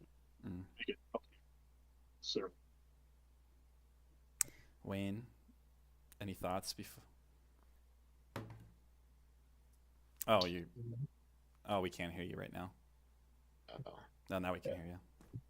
Nope, you muted yourself again. There we go. Oh, there we go. I don't think there would be much change, honestly. I think if those decks run away, then you just see less of the counter cards. You see probably like a down tick in Wall Breaker. You see a down tick. Well, you wouldn't see a down tick in all the cards that banish allies and stuff because those cards are they've universally always been good. Right. And you will still be around, so yeah. Yeah, bro. I just think they just get replaced by other things. I think that the strongest decks, like Ty said earlier, are the ones that search their decks. So I think that if they went away, you just get other decks that allow you to search your deck just to provide that level of consistency in a competitive environment. So I just think if they were gone, you would deal with something else that's equally as annoying. So yeah, pretty much. Like I don't think that getting rid of a deck is gonna make anything else more viable. Like some things just aren't viable because there's so much generic, like the way Fantasy is being played is just generically hates on that strategy, like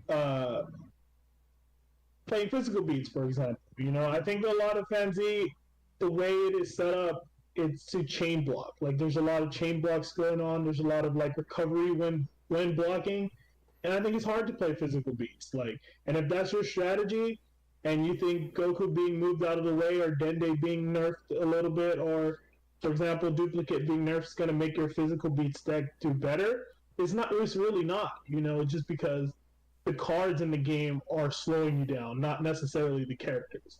You know, I think you're gonna have a hard time against Krillin. And if someone plays a Krillin, it doesn't matter which which style they play. It's you're not gonna land a lot of attacks, so your strategies are already nerfed. You know. Yeah. And then that's gonna just open up more complaints. This is gonna open up more negative play experience because you're gonna be like, well, I can't beat Krillin. Krillin needs a nerf, you know. And then the next thing is like, oh, I can't beat Hit because Hit operates in the same line of play as Krillin. Is he uses cards that aren't blocks to block with, you know. And then you're gonna be like, well, I don't like playing against Hit. And then you're gonna be like, it's just gonna be a repeating cycle of the worst thing against what you want to do rather than you adapting to what is going on in the game. So we think the complaint train is always running. It's just on to the next one every set, or every CRD. It's on to the next one. Yeah, I'm really conservative when it comes to like nerfs and stuff because I feel like there's always a way out. You know, I feel like you can figure it out. You can. I feel like we're gonna find out at Northkai, man. Yeah. Like for example, like we were saying, what's the meta? It's the last thing that won. So, I think a decent amount of people I think are in agreement that Orange Goku is the worst offender of anything in the game right now. And okay, so it just won. So I thought let's see people at forgot Northkai about how the deck people answer it. personally. I thought people forgot about the deck, and then all of a sudden it wins an event, and people are all of a Yeah, sudden care about it again. honestly, I'm in the same vein as you, Frank. I honestly think that like Nah, people have Goku, people have Orange Goku PTSD. I think that's what it is. And there's like yeah. they I don't approach the metagame with it in mind, and then they get blown up by it. You know? Yeah, I played one game of Adapt to Goku on like Wednesday night before Iskai. I think I was Dende and I was playing a Chain. He was Goku and he kicked my ass. I'm like, holy shit! Like Goku just eviscerates Dende. So like, why not just play it? Like I feel like people. I know part of it is people also don't want to be that guy and play Adapt to Goku, but like. Yeah, It's that's a the single problem, game to you see know? it destroys Dende. So I'm like, okay, let's fucking play Goku. So if you're not That's playing to always the win, problem. if you're not playing to win, you know, and if you're playing in a Yeah. competitive event, like it's one thing if you're playing outside of these events, but if you're not playing to win, you're not playing what you think is the best. Do you have Right. like grounds to complain? If you're not playing what's Exactly. Um, I'm not Just- taking a stance on that. I'm just throwing that out there. Like that's a very fair point for people, though. There's a lot of players so- that just always gravitate towards what's good, what's the right call, and there's other people that want to just sit on the one deck. Right. Is there a way that we If can you're a reconcile player those two in this thoughts? game, if you're a player in this game, you have to use all of the game pieces. You can't be the guy that's like, oh, I don't like this specific character, so therefore it beats me. I'm gonna complain. You have all the game pieces available to you. You know, you could just print out whatever you want to print out, and that's it. If it was a living game, it'd That's be a true, little bit man. harder to do that. Yeah. You know. That's all I do. Yeah, no, it's out there. It's I think we have a good idea of what's good, and if you wanna win a tournament, you have to come with a deck that can beat that stuff. So, Exactly. like, I'm not really sure anything is like too overly broken right now. I think, but except for Orange Goku, but I do think, and Wayne, you have played a lot at Power Piccolo, so you can tell me this. You also have your own your own War Goku or Orange Goku that you have built. I feel like Empowered Piccolo has a good matchup against Goku because if you enter turn 1 before he can get a drill presence and level off 1, you can just get Beam Cannon off and snipe those really good drills. So I guess we'll see if someone runs it at Northkai. What do you think? And then imagine you're playing Piccolo, you can slot and expose extremely easily. Piccolo he'll love that card. You just put it in the deck, and then you get hit by an AK, you banish a drill, you banish the attraction drill. Now your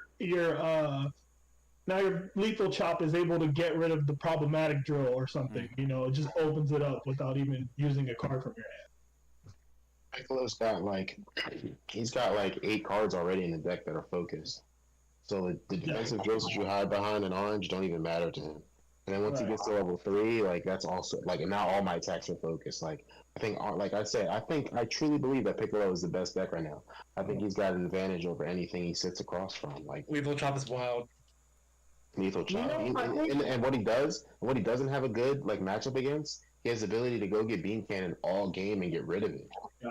So now it's a race between you getting hit with a beam cannon and you drawing the thing that's going to beat me. And if you don't, then you get the privilege of dealing with me shooting through my levels, dealing with my lethal chops, and my defined challenges. Like, This might be dude, the last season, I played Oragoku at Westsky, and the deck was literally like that. Piccolo was the bane of my existence in playtesting. It was just like, so I changed the deck to be more focused, to get around hybrid and knee clash and time and like Freezing drill, man. Goku, see, Yeah, the and thing with freezing Goku, drill. man, he can adapt to any meta. yeah. yeah. But like So- that's what I slanted my deck towards, was just getting around Piccolo, you know. And I took out the block drills because I was running into Piccolo a lot. Like Piccolo was like, just all my attacks are focused. This steady drill, this burning ore drill is not really, you know, it's not doing the a great example of adapting to the meta with your deck. right. You know what I Or mean? adapting to your proposed problems. You know, if you think that you're going to have a hard time with so and so, it's important to test, and it's important to pivot towards cards that may not necessarily be more favorable in the long, like in terms of a tournament, but they may be favorable in the games you play against the meta decks. You know, Yeah.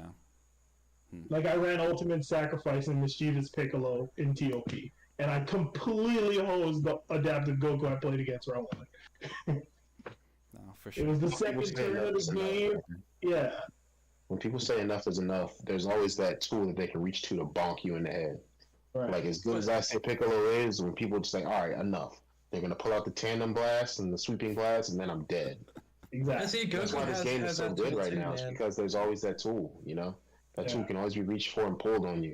And that's why I think we all are in agreement that the meta is healthy. It's just you have to go in your toolbox to make it work for you. That's all. Yeah. So Um, I hear you there, but like just I think there are so many different iterations of Goku that's possible. So like, okay, sure, we'll see if Piccolo counters the energy Goku, but I think the physical Goku's the thing that kind of well, if you counteracts pick, that. but He's got like a full he's got a bunch of different pitches he can use to kind well, of adapt to any utility kind of meta. utility isn't everything. Utility just means that you have the option. Utility doesn't mean you're the best at it. Yeah. And so like there's an argument to be made that, you know, like like you have Vegeta, for example. You can run him in multiple different ways, multiple different cards, but he's limited on what he can grab. Goku Awakening, another example. Styled Sweet is ideal with him because if you're trying to use that Awakening 4 or whatever, you know, there's all these little like trade-offs you take when you take these utility-based MPs, and a lot of time they're not as good at a dedicated win condition as another MP that's going straight for it. You just have more flexibility. I think those are all things to take in consideration, and a lot of the MPs we keep coming back to and talking about are these MPs with utility. So I'm curious to see if people maybe start to pivot more towards toolboxing their decks versus maybe just running decks that are inherently strong in a single win condition. I'm curious if people will move away from that, because I'm seeing a lot of people kind of have this attitude the last couple sets that we're moving towards a game state where you're more just trying to execute your game plan with as little interaction as possible. Right. You know, we'll see. We'll see what people He do. got his own stuff that deals with stuff, man. Yeah. I will say this though, like, if you look at this game, right, and I know that a lot of us, like a lot of you guys here, are guys, or you guys will play anything, right? Whatever you feel is viable, you don't have any reservations towards certain styles or certain MPs. You know, if it's viable for you, you'll play it. You know, if you're having fun playing it, you'll play it. And if it's good, it's a bonus, right? I will say that there are people like Paul Murillo. He only plays red, right? He only plays red, and he's played red since the very beginning of the game. And if red's good in the meta or red is bad in the meta, he's constantly adapting to what's going on. He's not just necessarily like changing his strategy or changing his deck. And I think if you have those reservations, like you are those type of players, you want to play your physical beats, you want to play your red deck, you want to play your, you know, whatever you want to play, you have to concede on the generic strategy of your deck. Like you can't just focus on your strategy 100% of the way because you're going to run into problems. You're going to run into the utility decks that just hose you because they are able to set up a certain axis against you, and you just fold, right? Like when skillful parry wasn't banished after use, for example, when I played against Frank, like knowledge is really good. I think I have some turns where I can take advantage of it, and it just wound down to, oh, I'm just getting skillful parry ball 7, skillful parry ball 7, right? It's just like you can't do that. You can't have those reservations. You can't be like, oh, this is negative play experience. This needs to change. You know.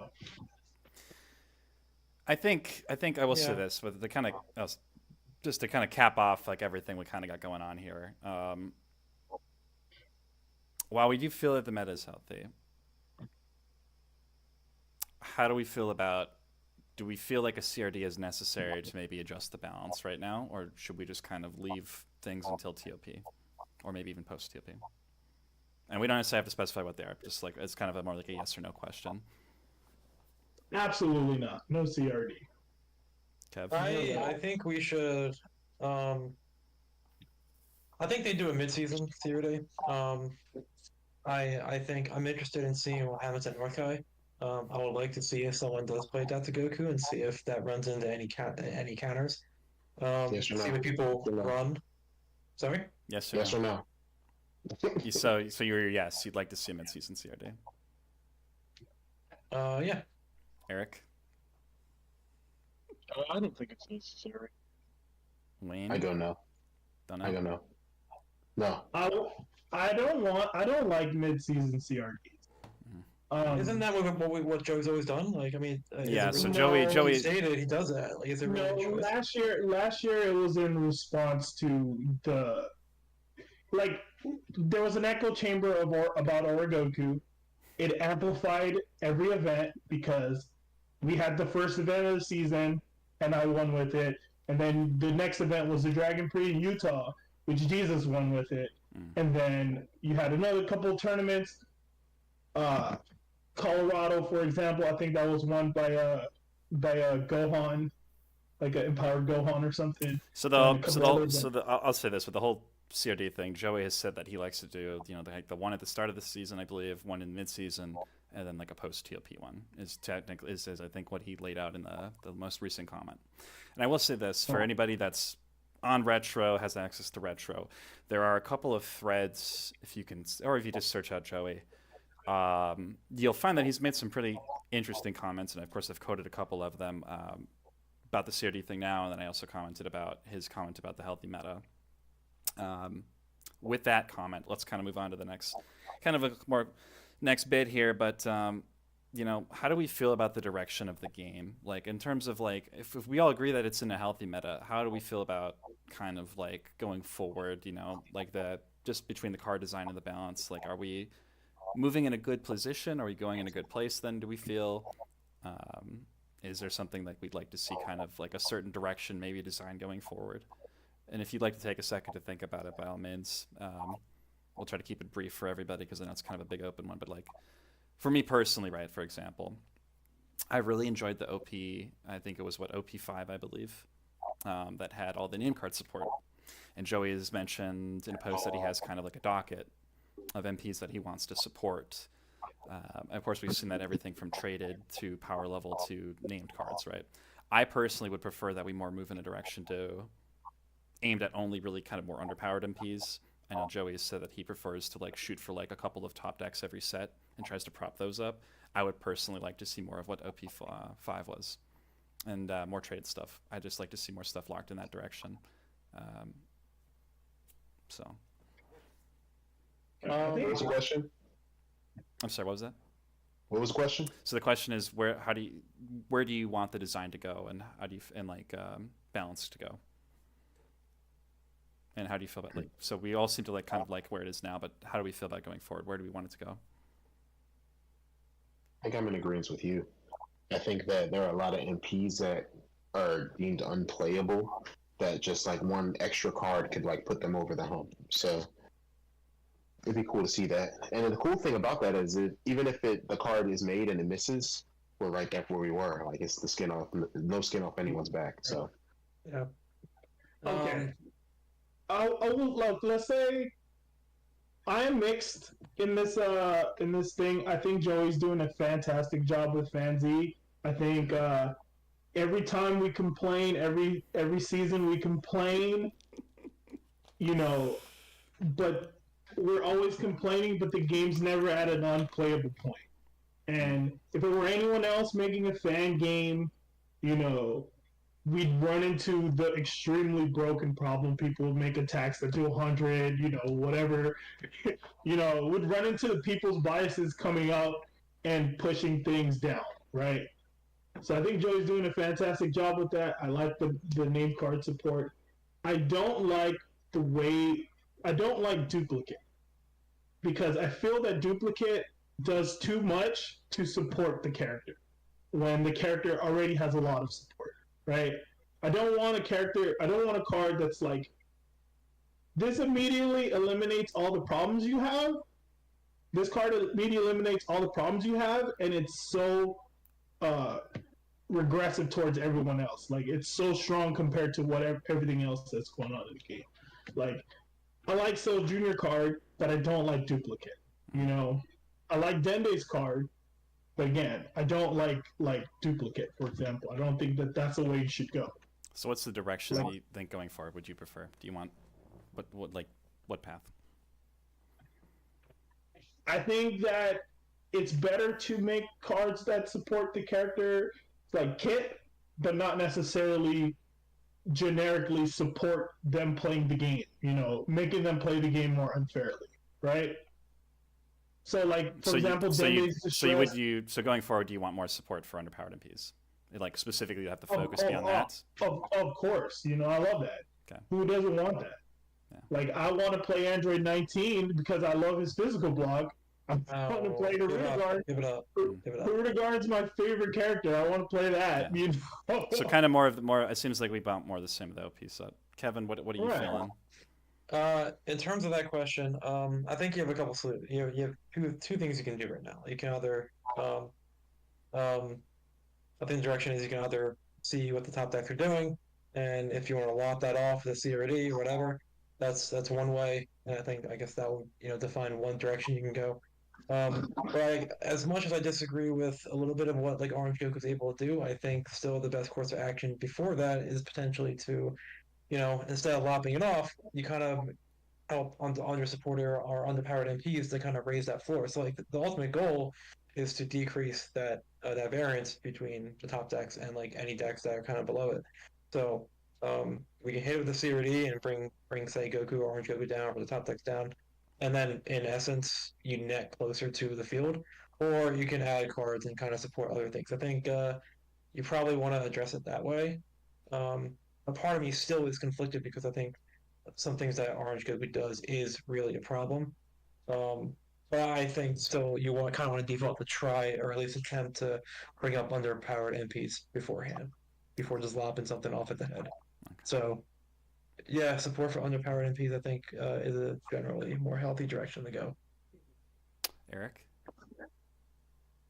Yeah, I agree. It's better to release new cards, and I think that really, like I said before, has happened. I think with the Premier Super Set and the Universal Clash Set, you did get some cards and some MPs that were really impactful, and solved some of the issues for some of the underplayed decks. So I think that is preferable, to solve existing issues with cards as opposed to different stuff.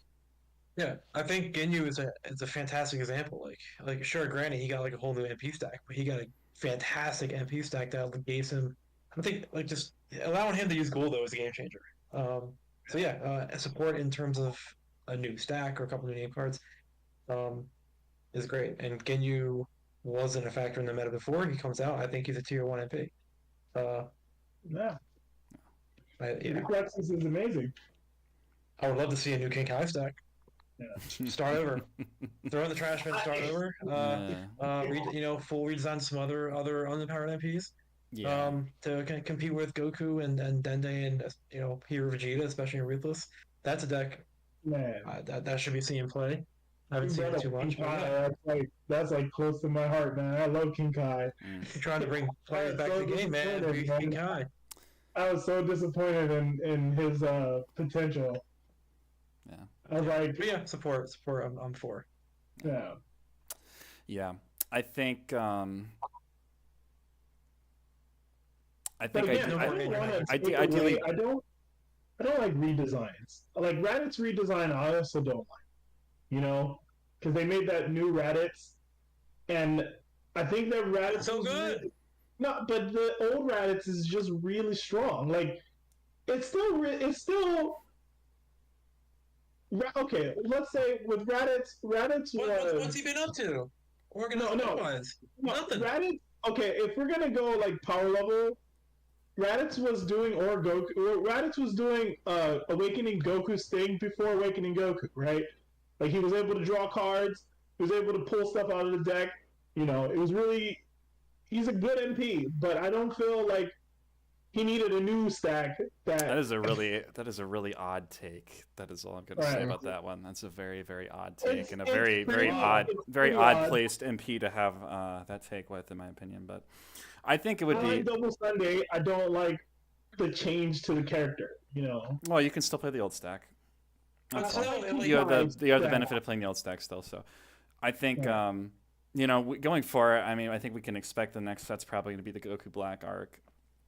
No, Oh my god, no, we're not ready for that, man. We're not ready. God, Saiyan, Earthling. I'm looking Yeah. forward to new Vegito. I'm looking forward to a new level for Vegito or something from that set. Yeah. There's definitely a lot. I think what is nice, I think, is especially given how Super retreads a lot of things that Z did, Right. whether it has Trunks or Vegeta, like you said. We still have the old characters making appearances. On top of new stuff, there's a lot I think to look forward to going forward, at least of like what's Yeah. potential things. So, but I don't want to get too much into that at the part of this conversation, guys. I don't know if there's any closing thoughts anybody has to say here, but I've really appreciated kind of getting all of your feedback and input for this. So thank you, guys. No problem, man. I feel like you Thanks, need it. Frank. The discourse The invite. is definitely needed to have, like, because there's an echo chamber, man. If somebody goes to a tournament, and it's always existed since the very beginning. I ran a store for a couple years, and our biggest game was Dragon Ball Z. And there's always the people who, everyone gets together on a Friday, everyone spends time out of their life to go play the game, and they just lose to something that's really strong, to somebody who wants to win a little bit more or whatever. And because our community is small, the echo chamber's a lot louder. One person's complaint may not necessarily be shared, but the people who do share that opinion, because there's always going to be people who lose a tournament. If we have a tournament with 12 people, only one person's going to win, right? And you can't be like, you can't be negative. You can't be like, we're going to play this game and I'm going to lose and I'm going to complain and then it's going to get nerfed and then my opinion's going to be validated by the cards getting nerfed, Part of the reason we're continuing the game is because expansion means change, pretty much. Not necessarily cutting off what's bad or what's perceived as bad going forward. It's like, one of my things is like we got Blue Terror back for gods. That's a perfect example of something that was bad for the game, but retooled to be useful for, in the future. So, hi, do you believe in the idea of nerfing or ratting cards at all? If your stance is always just something that doesn't answer out there, do you at all believe in nerfs? I don't believe in nerfs. Here's what I suggest is better than nerfs, and it's always been better than nerfs in other games. Is you reduce the consistency of what's going on rather than changing the way something works. Yeah, limiting, for example, versus outright banning. Yeah, limiting is way better because you have the freedom to unlimit it or, change that math pretty much. That's It's still a better nerf, than isn't having it? something. It's not necessarily a nerf to the effect of the card. It's a nerf to the consistency of it. You know, Yeah. if something's egregious, getting rid of it, it just gets rid of it. There's no development.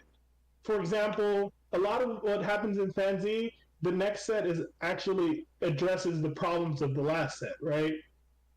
For example, in Universes Clash, we got a lot of cards that directly countered what was going on in the last metagame. You know, we got the hate cards, the more powerful hate cards. We got uh, devious schemes, which no one really uses, but it's a very good hate card. I was going to say defensive. Yeah, we've seen a lot of defensive MPs printed too, as a yeah, we response to get a lot aggressive of meta. defensive MPs to combat the turn one opening gambits that set like rampaging or ascension up to level 3 or 4. There's a lot more interaction with that, and I think that by just getting rid of it, those cards lose value. Like the next set loses value if something's just gone. You know, like That's I was interesting. against the nerf for Unleash. I was against the nerf for I was against the nerfs for certain cards all throughout Fantasy's history. I don't really care for nerfs. I'd rather them restrict a card, than nerf a card. That's an interesting take on things. Yeah. If Goku lost a lot of its consistency, like let's say for example, Conference Drill went limited to 1, or Palm Charge got limited to 1, or Sweeping Blast maybe got limited to 1, then the deck wouldn't have the ability to push out consistent like control. It wouldn't have that. It wouldn't have that power. But because a lot of stuff got changed, it affects things that don't necessarily use it. For example, Jesus, he likes combative Goku, right? That was his favorite of the versions of Goku that were out when Aura Goku was dominant. Uh-huh. The nerf to Conference Drill made combative lose its design card. Like combative Conference Drill was designed for combative. It literally works with the mastery, and it was designed for that. And now you can't use it with characters that aren't even necessarily Goku, for example, right? And that's because you changed the way the card works fundamentally. You made it villains only. Now it doesn't work with majority of the cast that uses it in different ways, right? That's Goku's fault. Yeah, I'll just just because we could go on this point for a long time here. I mean, obviously we can debate about how to effectively errata cards, but ultimately, Right. I think the big takeaway is I think for you then it would be when things become a problem in a metagame, work at more like instead of freezing, just to limit. I think that is Right. I think that's the best takeaway from it. I don't Yeah, know if anybody... don't nerf the card when you could just restrict it, and then it'll be less powerful because the deck wouldn't have access to 3 of them. For sure. Well, yeah, I don't know if anybody has any other final thoughts in the direction of the balance. I think we kind of covered everybody, but if anybody's got a final thing. Oh, good. Can you hear me? Oh. There I am. Okay. Yeah, I just think that complaining about, a deck or a card is like, I understand that everyone has like emotions and feelings toward this game, but I think it all boils down to like they don't play enough, or they don't play as much as maybe they should. I believe that there's people who went to a tournament, these last 2 tournaments, had never even seen Dende like work before, and they're like, what is this? And I feel for those people because they had no idea or chance to prep for that kind of experience. Right. But I think that if you take a second and think about it, you can find an answer.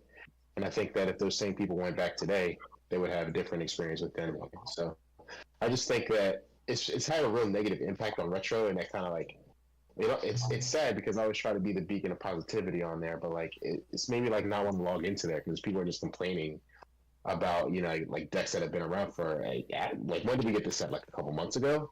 Like Right. this isn't new, but it's new to them because they haven't been playing. They just think they can show up with the deck that they think is cool and it's supposed to do good, and they get hit with a little bit of reality check. So I would just say that just keep grinding. You know, just because you have a bad experience at a tournament doesn't mean like the game sucks or you need to retire or hang it up or just let's call for a ban, let's light our tiki torches and Yeah. spam Joey's name everywhere. Like, just get into Duffy. Get the I win. agree with that, Wayne. That's the most positive. What I've been advocating from the very beginning. Is just play more. The game's free. The game pieces are free. You can grind it out. There's strategy. It's still strategy. It's not, hey, this is the most broken thing because it does a million things and it just wins 100% of the time. There's always room. Are we gonna see a North Carolina then, Ty? Let's go. Kind of done this season, man. Like, to be honest with you, I've been like doing a lot more in life, and I'm just like, I'm here for my team. I'm here for my friends. They always want to play test. I always try to make myself available for it. But maybe next season I'll play some more. Well, I know But myself. For this season, In my case, personally, there was no events within driving distance really for me, so I had to pick my like one to go fly to, and but and also kind of where my interest level's been in things has been kind of lower. But I really do think the game is overall. I think the game is pretty fun, and it's really cool to like see a lot of people coming to events and just playing what they want to. And even I think I'm personally kind of in the camp that like I don't necessarily think what people play is indicative of what is good. I think that there is generally there's a response for most decks at this point in the game that if you want to play what you want to, you can build it with the intention of winning in a top cut with a fair amount of decks. So, Greg, I got a question for you, man. I see, like I've designed cards. Kevin's designed cards. A lot of Kevin's cards are amazing. I was gonna ask you, how do you feel about the design process when it comes to a card? Because I thought that you were going to play red this season if you played in any events, because I know you were excited to make I was card. close. I was very close to. Yeah. Yeah. Relentless. Relentless. I wanted to see that happen. My card, if I could go back in time, I would have thrown BAU on it, so then I could have had it in more than Relentless. That was the big no-no sticking point for having it opened up. Right. It sucks because and also a lot of the interactions had to change because of some cards that came out post initial submission. What's the card I had to change? I was really close to. My big thing is with red right now. Red does not have good anti-anger as a style. You have to play Ruthless to even have a shot at doing anything, and you are reliant on hitting people, which is not great in a meta where everyone's playing defensive. So I have a hard time I really think Relentless Mastery is like really cracked and really good, but the card pool itself around red is just like really stagnant.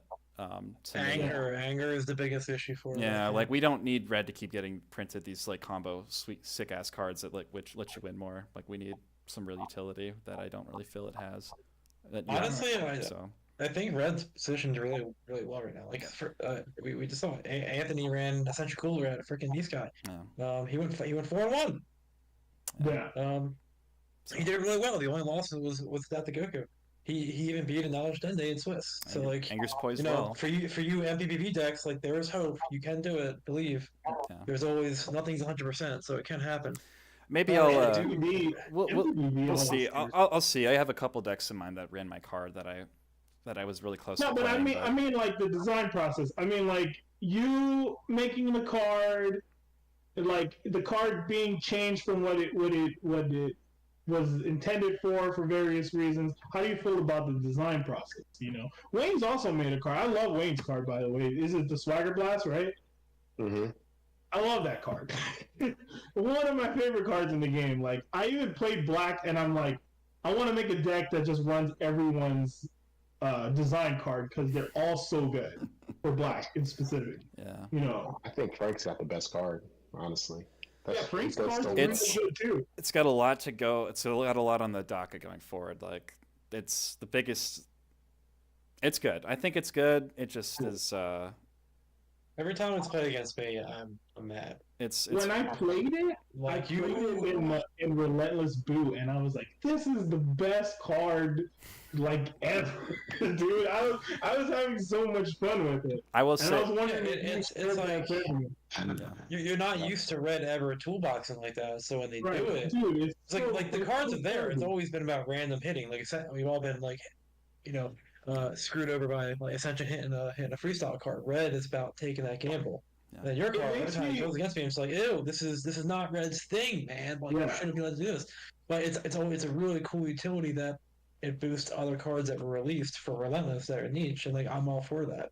Yeah. Could you imagine if we got one that banished to lower anger to 0, dude? That'd be crazy. Hell, even just a lower anger 1 or 2 would be really nice. Yeah, that'd But be crazy, man. you So know, we'll see. if We'll we're see going talking forward. about anti-anger and Relentless being an issue, I do want to ask this question. I'm sorry if it creates a whole different tangent. I mean, conversation, officially, I mean, we're streaming, so I mean, officially, this is, it's whatever. We don't, I will but abruptly end this, probably continue conversation, but what is our feeling about if we're talking about nerfs or bans and things like that?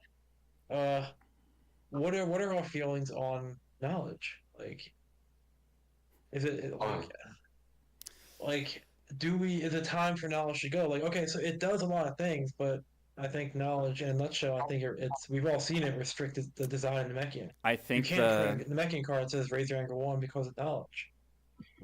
Should That's knowledge Eric's. go? That's Eric's wheelhouse. He's been playing knowledge since that one. Get it out. I don't play Namekian at all. Like, it's very hard for me to play Namekian. I Just think, because of the negative impact of knowledge. I don't like that mastery. And that's like one of the restrictions I even placed on myself. Like, I like to use all the game pieces, but I'm like, I don't want to play Namekian. That's just not the way I vibe, pretty much. Yeah. But I do. Knowledge, because like half of its pool is directly tied to knowledge existing. So Right. nuking knowledge would ruin half of the Namekian's like card pool. Can't do that. That is true. So we're just stuck with it? so, That's what you're saying? Deal with it, bro. Deal with It's it. a necessary so two evil, quick, I would say. two quick things, right? The first thing is I just do want to go Only back one of to those things my is card correct. design. I do just want to say I have to attribute a lot of what my card ended up being. That the whole idea of toolboxing came from Wayne. Wayne gave me pretty much told me.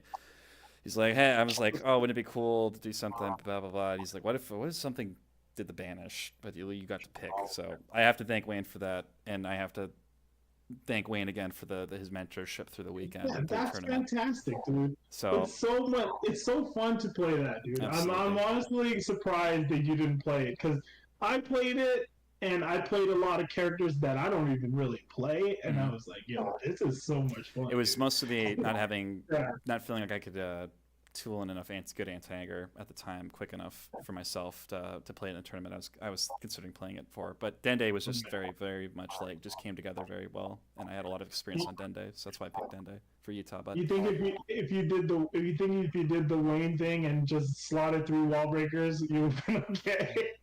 yeah, definitely. In the matchups I had, definitely for the most part. But That's when you banish Wallbreaker to a mastery. That's what happens. But No, yeah, that's the second thing is I'll say this, right? So I've been doing the GT stuff with Nate, and I do say I hate to have to bounce around knowledge master. At the same time, like Wayne said, there is too much of the Namekian card pool that is like, I don't want to say unplayable, but literally can only be played in entire MP stacks that literally can really only function with knowledge mastery. Right. I don't like a lot of knowledge mastery. I played that mastery a decent amount myself with multiple MPs. With Piccolo, I ran in TOP, for example, Super Piccolo. Everybody's saying Piccolo's praises. Piccolo's still really amazing. If I could go back in time and stop it from being printed in the extremity in which it was, and maybe have shifted the card pool, I would love to have. But like the reality on the ground is that as much as like it sounds really great, it would just actually inhibit the player base way too much, I think, to get rid of it at this point. And I think the main offender cards aren't the set 1 cards, or they can at least be balanced in a way to make them fine or better for balance if they prove to be unhealthy. I think the majority of the unhealthy interactions are actually fan Z cards that have made the game unhealthy. And I think every time that I see a set Pansy card get like nerfed because of a Fancy interaction that is broken, it just tells me that like there should have been more playtesting for that card, or there should have been, like that should have been in mind. I really do think that I do think that a lot agree. It's like ideally we don't want to nerf cards if we don't have to. Let stuff be strong, but there are some, I think, some interactions that are kind of like a little overtuned, and I think if they're Fancy cards, that we need to be a lot more aware of them and understand that even if a card is garbage in 90% of decks, if it's overtuned in 10, we need to plan for its best case use scenario and the most consistent use scenario. And if it is that, I'd rather get rid of the card. If get rid of the it is fancy that card. bad, Get rid of the fancy cards. Yeah. Don't get rid of the Panini cards. I would rather a card get banned and retooled and like they could just retool it for later on in the game. They don't have to change it the way it fundamentally works. Because I was watching the Utah tournament, right, and I saw Martin play Vegito, and he was playing energetic Vegito, and that card, like, he was using sidestep, and it was kind of a misplay, and I kind of called it out. I was like, you can't actually just discard sidestep to Vegito's name card and draw the bottom card of your discard pile anymore. No. Like, and that's a lot of things people don't really pay attention to, because there's a lot of erratas on orange cards that playing the mastery a certain way, it kind of makes it more hard to play. Like, it's hard to play energetic Vegito because a lot of things don't really work the way you think they work anymore. Yeah. And that goes to show that nerfing cards and errating cards is not the way to do it. You want to just restrict it or get rid of it. And then in the same vein, they do it the right way for Namekian. For example, Namekian Extension is limit 2 per deck, and Namekian Swift Block, the one that you discard to draw 2 or something, is limit 1. That's the better way to do it. It's the better way to do it than to change the way the card works. I'll say this. I think it's definitely it's its own discussion about whether limiting or banning is or ratting, like what's the right combination. I don't think it's a one size. I don't think it's a one size, or like it's not a catch-all balance. I don't think by any means. But let me also put this on top, Frank. We are 17 sets into this game. Okay, 17 sets, and they're all playable. I played a lot of card games. Normally, they have rotations where, like, the past sets will get blocked out. That didn't happen in this game, and I feel like it's amazing that it's still running at, the pace in which it's running with all those cards in the card pool. I was one of the people that really was excited about the super format. Unfortunately, right now, it's broken. If you want to ask, like, are we in a healthy meta? Look at that one, bro. Like, Red Vegeta is far and away destroying anything that you put against it. Vegeta best. But, like, imagine where that didn't exist. I think that we'd be having a totally different conversation about the game if we can only play super cards. Yeah. In my ideal world, we would be able to. In my ideal world, we would just, like, every half a year or so, we would have this, like, big sweeping, like, freeze list, and would rotate, like not because of necessarily even balance, but purely because just to force people to play different stuff. But that restricts people from playing the game, though. We're already limited in our player base. Yeah. And it's completely. We don't want to ostracize people for having, like, playing a card they like. And it's rather everybody just. Yeah, it's completely contradictory to what I said about how it should be done, though. Like, it's kind of one of those things that, like, you realize that, like, what you want isn't necessarily the best thing for the majority of the game, and a lot of the things that I want aren't, and so that is like, that's just the reality of things, and I have to, it's something I have to reconcile as a player. It comes down to your approach to the game. Do you want to play what you find interesting, or do you want to play kind of what's going to win? It's a sacrifice you got to make either way.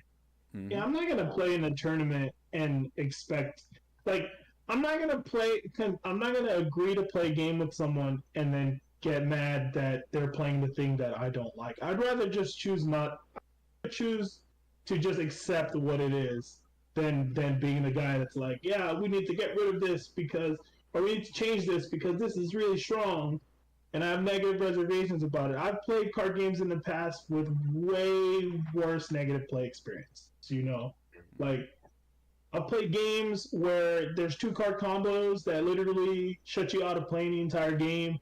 and there's 38 cards that search those cards, pretty much. Well, should that discourage you from trying to possibly improve the meta or the healthier current format? No, I mean, Hey, I like you Dragon Ball Z. appreciate what you because of have. that. Shut up about it. Yeah, and I like Dragon Ball Z because of that. Like, Dragon Ball Z is the game that doesn't, even though those things exist in some capacity, it doesn't prevent you from exploring other options, Yeah.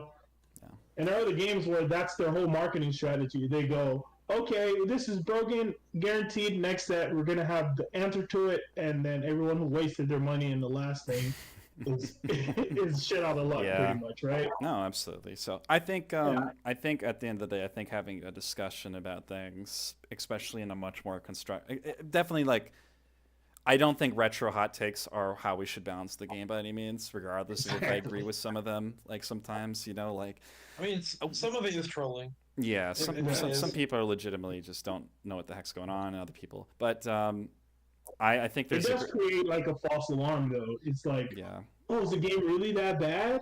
Like, should I not play in this tournament because apparently the general consensus is that this is just unplayable garbage, Like, it does deter people from even trying to play, especially if they're from the realm where they're like, oh, I played in the past and I want to play in this tournament, but I don't know all the cards that came out since I stopped playing, pretty much, Yeah, I think And I don't necessarily have the time to play test. I definitely think that there's a lot of people. Maybe I shouldn't say a lot. There's enough people in the community who are frequent and active enough that, unfortunately, what they post about or how they talk to people, unfortunately, I think deter a lot of other players from picking the game up, or at least make it a much more hostile environment. And like, does the balance of the game and direction of the game feed into that? For those people, feed into those attitudes, absolutely. And I think we shouldn't. I think you can't fault people, especially considering that retro is not a formal space. It is an informal space for us to talk about things and talk about the game. So I think as long as I think if we could only just like maybe be a bit more cordial, I think especially to the newer people or the fringe players, and I wish we could create a more inviting format and for people, or at least maybe somehow be able to maybe better educate people. I wish people were just better educated about how to kind of read through all the bullshit. Would be nice. Yeah. I think it would create a much more healthier attitude in the game. I don't know if it'd really grow out at this point, but it would just be nicer because I honestly like between like the shit that I see, none of the stuff that I read all the time turns me off, but like, like people's attitudes will turn me off. There's certain people that just turn me off, and I don't like how they respond to people, and I'm not gonna, or whatever dumb thing that they're gonna post today, But that's not a space I have control over, and I think we have to do the best that we can with that. And I think a lot of you guys yeah, here. that sucks, man. That sucks. It sucks that if you have an opinion, it's gonna be approached negatively, and like you can almost expect for it to be negatively reviewed, right? Or in the sense that it's either, oh, you don't know what you're talking about, or you are wrong, and we have to like argue now, right? Because I don't like doing that either. I don't like doing that. Like, I don't like being the guy that's like, I would suggest things a lot of the times, and then it'd be like, yeah, no, you don't know what you're talking about. And then now we got to argue because you just invalidated my response to you. And I wasn't coming, like, negatively, right? I'd approach your thing negatively. It's just, you don't want to be heard. You want to be validated by being, by having a negative opinion. And it's not necessarily true. I don't like that. I don't like that at all. Yeah. Like, I don't know. I think that I'd rather people just be like, hey, what can I do against this, rather than this is terrible, it needs to go, or it needs to be changed. And I'm not happy. And if I'm not happy, everyone else who's unhappy for any reason are going to jump on the bandwagon, and then that's the opinion that the group has, pretty much. Yeah. I mean, the meta of our OP season, like, is you could say it's analogous to like the meta of retro, like the narrative of retro at the moment. As much as we're bitching about Orange Goku right now. I guarantee. Like I really a lot of my takes on the game right now are hinging on North Kai. I want to see how the players who go to North Kai respond to what the current meta is, and the big dog right now is Orange Goku, which I think it's a big boogeyman. So we'll Yeah, see I what hope people See, come I up more don't- with. people go. I hope more people go, I'm and excited. they're also. I hope the people go who are also on board with what the meta is and play the meta. You know, I hope that there's a there's a balance of it. You know, I want people to play the meta. I don't want everyone to just say, "Oh, this is the meta. How do I counter it?" And then we all playing counter decks next season, right? If something's obviously good, it's got to be good for a reason, right? I want Yeah. people to still make that concession. I'll, If Right. I'll say this though. I'll say this though. Again, to go back to like the top cut results that I put out and everything. I think when the moment that I saw Anthony won an event with Unity Supreme Kai Earthball, I said this is good. This is a great set. That was enough for me. That was enough for Oh, me yeah. to tell that this like the fact that somebody won with that, regardless of the size of the event. Who cares? None of our events are that big anymore, guys. But like, fuck Yeah. the fact Alpha, that baby. the fact that a good Shout out. player can, the fact that good players can pull up with multiple decks, get multiple top And- cuts, multiple styles, multiple archetypes, win conditions, and they're able to win. That's enough for me.